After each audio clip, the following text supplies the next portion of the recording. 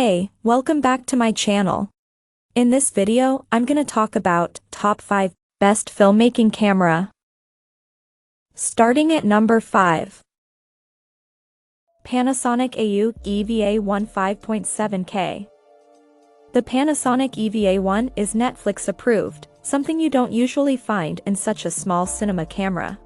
It's just 1.2 kg without a lens, so is a great run and gun option, and even fits on a gimbal. Especially if you're shooting with a pancake lens. The 3.5-inch screen goes a step beyond articulating. You can detach it and reposition it depending on what you're shooting, though outdoor viewability isn't great. As for its 5.7K CMOS sensor, it oversamples to create excellent 4K results. And just like the Blackmagic Pocket Cinema Camera 6K, below, the EVA1 also has a dual native ISO. Giving it two sweet spots, one at an ISO of 800, the other at 2500. This results in less grain and more dynamic range. With a compatible recorder such as the Atomos Shogun, the camera can output 5.7K RAW or 240 frames per second at 2K resolution. So while the slow motion capabilities might not be class-leading when working with the out-of-the-box kit, couple it with a few accessories and you can get stellar results that are ready for the big and small screen alike. Coming at number 4. Panasonic Lumix BS1H. For serious video shooters, the Panasonic Lumix BSH1 box cam can make a lot of sense as it can be rigged up for a multitude of different uses. It has a 24.2 megapixel full-frame sensor with dual native ISO technology, 14 plus stops of dynamic range and an OLPH, optical low-pass filter, which helps to suppress moire and false colors and make it excellent in low light. It's capable of recording 6K 24p or 4K 60p 10-bit when using an image area equivalent to Super 35mm. If you're using the entire 35mm sensor area, it can shoot 4K 30p 10-bit 4.2.2 in H.264.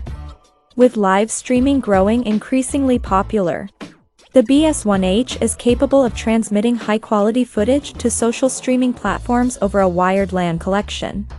It can stream 4K 60p video in H.265, which means the bitrate is halved, and the image quality is kept the same. The lack of a screen may be off-putting, but its modular system means you can easily attach an external recorder, such as the Atmos Ninja V, which will also make it capable of outputting 12-bit RAW video. At number 3. Zcam E2 Professional 4K. The Zcam E2 offers features that top-end brands such as ARRI and RED cameras offer, such as its own RAW codec known as Z-RAW and ProRes. It can shoot DCI and UHD 4K at 160 frames per second for slow-motion shots as well as Full HD at 240 frames per second for super slow-motion recording. It's able to shoot 10-bit ProRes for :2:2 as well as H.265 and H.264 codecs, so you can compress your footage but maintain the quality. It has 13 stops of dynamic range using Z-Log or 16 stops of dynamic range in WDR mode, and is compatible with lots of lenses due to its popular Micro Four Thirds mount. The camera can easily be controlled by an app on your smartphone and use it to enable a live view feature via Wi-Fi or a USB cable, a welcome feature considering it has no screen. It's powered by a Sony L-series battery, which unfortunately is not included. You can however connect it to an AC adapter and power it from the mains. For the money, you get a lot of professional features that you won't get on other cameras, especially for less than $2,000/$2761. El Sensor de Imagen de Fotograma Completo de 26 MP del F6 tiene una gama más amplia de options para disparar en FPS. El F6 puede disparar 6K a hasta 60 frames per second, 4K a hasta 120 frames per second y Full HD a 120 frames per second. El F6 también permite 15 paradas de rango dinámico, disparando en el nuevo codec Z-RAW. Imagene's a Targetas CFast 2 Asta 300 frames per second. YTN Grabación de 10 bits en muestrio de color for :2:0. Tanto los modelos 6K como 8K también admiten ISO nativo dual con ISO 400Y2500. Number 2 of my list. Blackmagic Design URSA. Blackmagic's cinema cameras are an industry favorite. And the URSA Mini Pro is a shining example as to why its products get so much love from filmmakers. Despite costing significantly less than a Canon C300 II, it delivers the same 15 stops of dynamic range, as well as up to 4.6K resolution shooting at a staggering 150 frames per second when shooting RAW. The inbuilt ND filter at 2, 4, or 6 stops is combined with IR compensation. Like the Pocket Cinema camera, 6K, below, the Mini Pro G2 can record directly to an SSD through its USB-C port. And it also features 2 SDXC cards and 2 CFast cards as well. Pick one of these excellent cinema cameras and you even get a free copy of DaVinci Resolve, Blackmagic's excellent video editing suite, which now comes loaded with audio and graphics software to elevate your footage beyond simple edits and grading.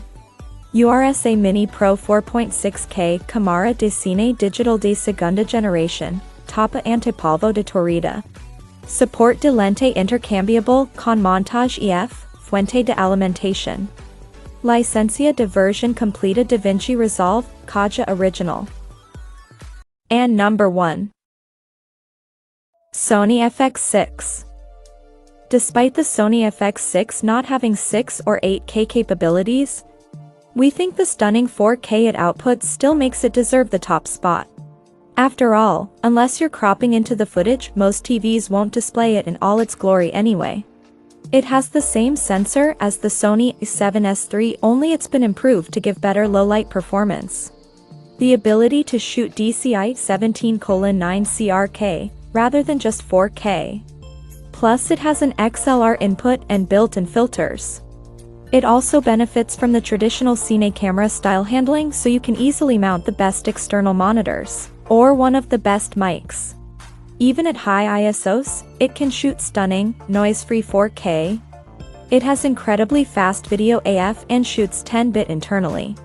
If you're looking for something to travel with, the portability of the A7S III would be better. But if it's for professional projects close to home, we think the Sony FX6 is pretty unbeatable.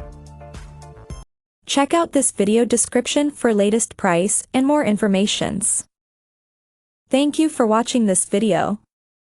Please subscribe and stay tuned.